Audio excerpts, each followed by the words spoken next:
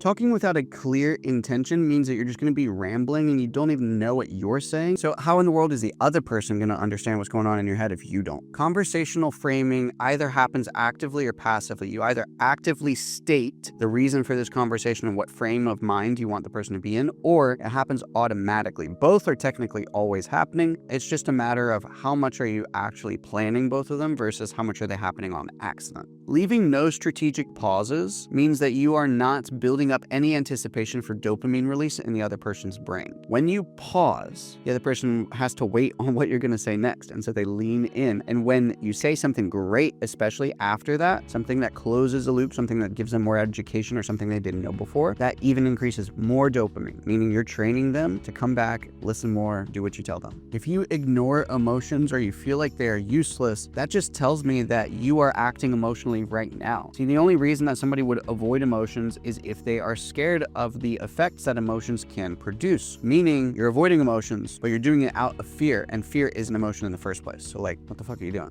Overusing logical arguments in your conversations is like trying to hit a baseball with a pencil. Like, even if you hit it, it's probably not going to work very well, and the baseball is just going to blow right past you. Logical arguments trigger the critical factor, meaning the other person is always going to be trying to poke holes inside of your argument. So instead, maybe you should just bypass the critical factor and use something different like storytelling. A person's sense of self, their identity, is the most powerful force in human psychology. And so if you're not positioning somebody's identity properly for an identity shift or a growth, or what you're doing at least plays into it, then you are ignoring the most powerful way that you could be communicating to this person in order to create meaningful change.